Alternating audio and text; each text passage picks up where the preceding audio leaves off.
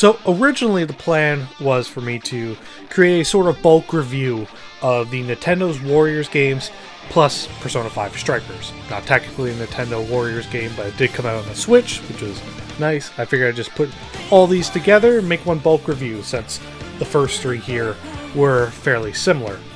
But then I played Strikers, and Strikers is very different from these three. That, as well, alongside the fact that Persona 5 is one of my absolute favorite games of all time, if not at least very recently. So I figured what better way to follow up on one of my favorite games than to give its sort of proper sequel a more proper look at. So why don't we just do just that? So this is my look at Persona 5 Strikers.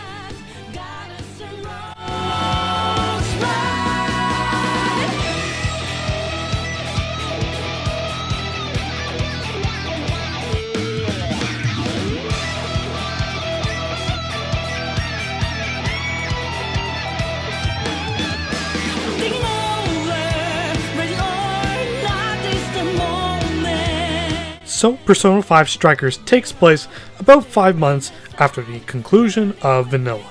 Joker and Morgana decide to head back to Tokyo to reconnect with the other Phantom Thieves over the summer break. While prepping for the activities they planned, Joker, Morgana, and Ryuji are pulled back into the metaverse after accepting a friend request from a local model, Alice Hiragi, who they find out later to be a corrupt individual forcefully possessing people who add her as a friend to become her rabid fans, a process that seems eerily similar to the change of hearts process the thieves used a year prior.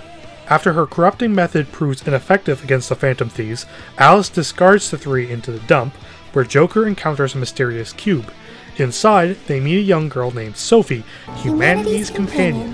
With her help, Joker and company manage to make their escape from the metaverse. After reconvening with the rest of the crew and discovering Sophie is actually an AI now housed in Joker's phone, the crew decides to don their masks once again and try and crack the mystery behind the reappearance of the metaverse and the change of hearts phenomenon spreading all around Japan. So yeah, it's a Persona 5 story. Now, on one hand, as a follow-up to Vanilla, Strikers does a really good job at fleshing out the Phantom Thieves a lot more, especially ones like Haru in particular. As a supplement to that, I think it's a really good plot. Now, on another hand, it's kind of unfortunate with the development cycles of Strikers and Royal, because Strikers tends to sequelize itself off of Vanilla more than Royal, which is unfortunate, because then characters like Kasumi become the odd thief out. Now, if you're to somehow grow a third hand somewheres on that one, I kind of wonder how much influence these two games had on each other, because their plots are kind of similar in a lot of ways. Now, if you think that that's just an outright spoiler to what Strikers is going to be about, it's not a 100% retread, but there's a lot similar there. With that said, subject matter got a little heavy from time to time in Vanilla and especially Royal. Strikers, on the other hand, has an interesting take on its whole premise, where the corrupt individuals in Vanilla generally used their powers for personal gain. Strikers is more like the corrupt use their powers to cover for their trauma. Trauma is a very poignant theme regarding their villains, and it's a very progressive view on it, since it implies how one person's view and experiences with trauma can and usually is different from someone else.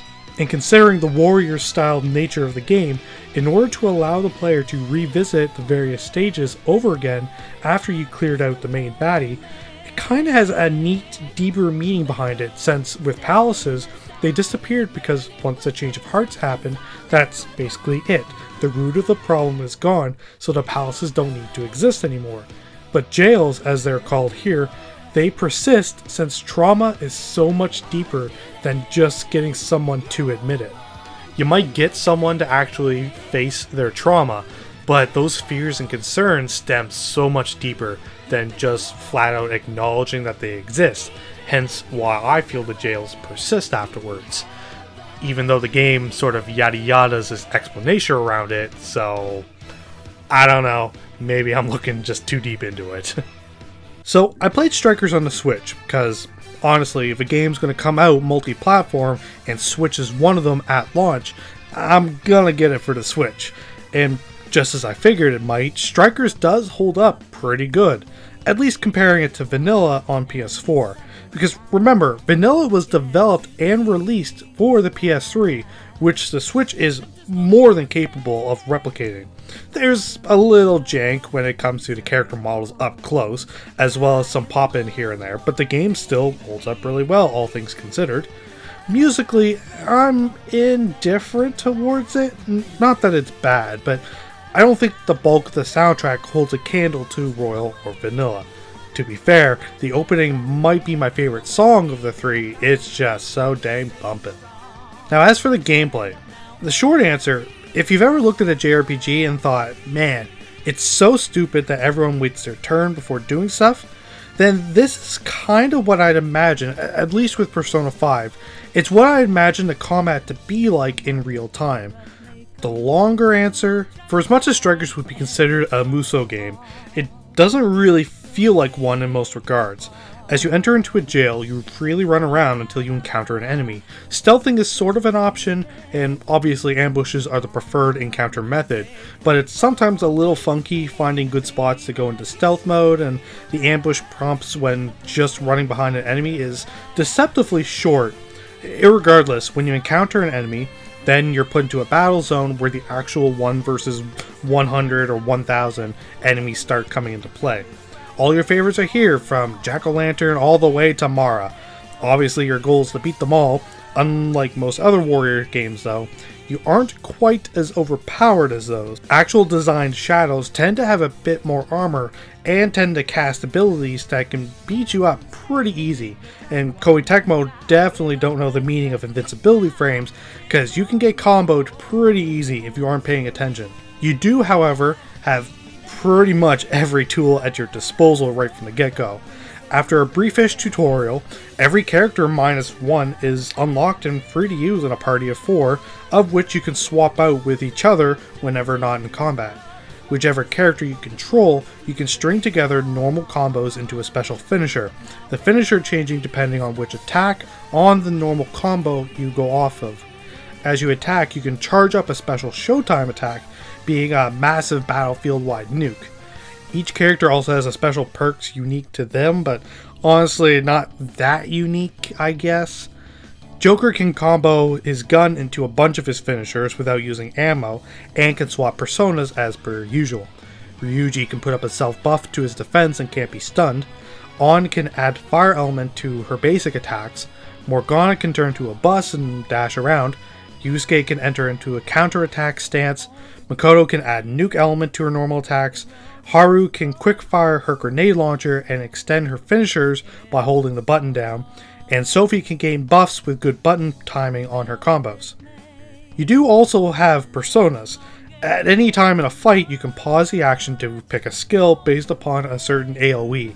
You'll want to keep it in mind for the captains of each fight.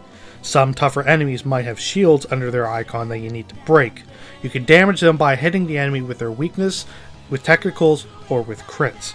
If you destroy a shield, you can trigger one more, which is just raw damage.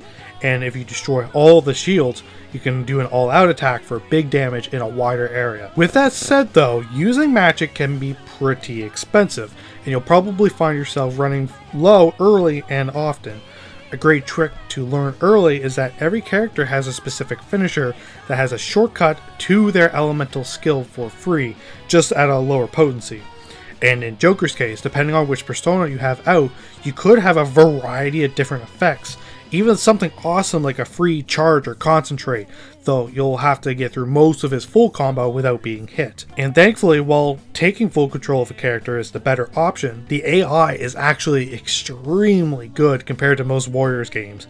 They do a great job of supporting you, dodging attacks, all the while laying in the hurt, or even doing damage to shields if they have strength against them. Though you will want to use everyone, at least for a little bit. There isn't much in the way of upgrades like other Warrior games that isn't just going to the shop and buying new gear.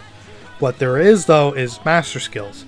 Each character has 4 to unlock, usually helping to further flesh out the individuality of each character. and you can unlock those by actually controlling them. There's also a slight speckle of the flow motion from Kingdom Hearts Dream Drop Distance, as interactable areas can lead to extra abilities like spinning around pools or dropping bombs on various elements. Also there to help is bond skills. The social and time management aspect of Persona 5 is basically gone, replaced with bonds. You'll gain bond through story progression, finishing battles, and cooking new foods. And that unlocks straight upgrades like boosting stats, gaining more resources, or other benefits.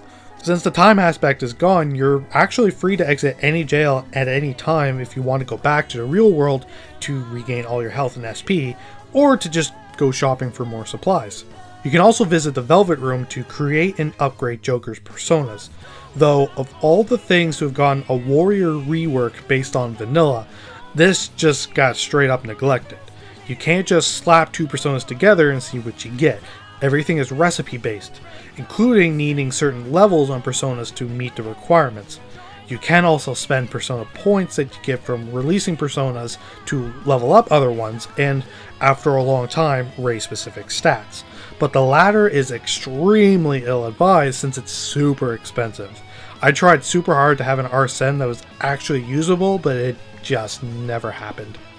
And finally, as you go through the story, you can visit Sophie for buying medicine and all your weapons and gear, since you're on the road for 90% of it. Without certain bond skills, Sophie is a bit pricey, but thankfully you can also visit the local shops as you travel throughout the game in an area to get exclusive gear and cheaper medicine.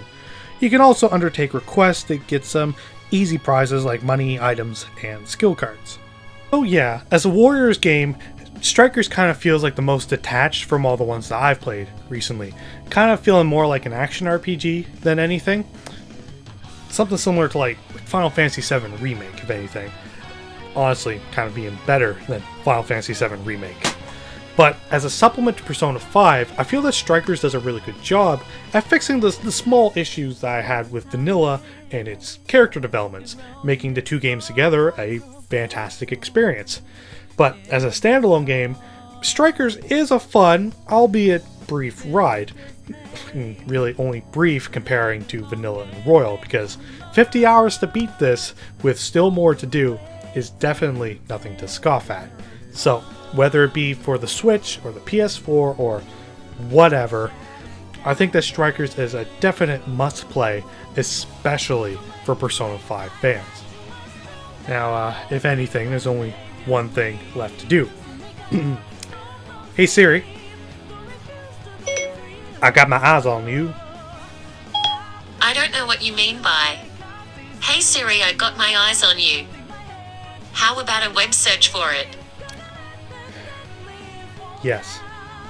But anywho, thank you all so much for watching. If you like what you saw, you can click right up there to check out some of my other videos that I've done. Or, if you really feel like it, you can click right up there to subscribe. Until next time guys, I will see you all later.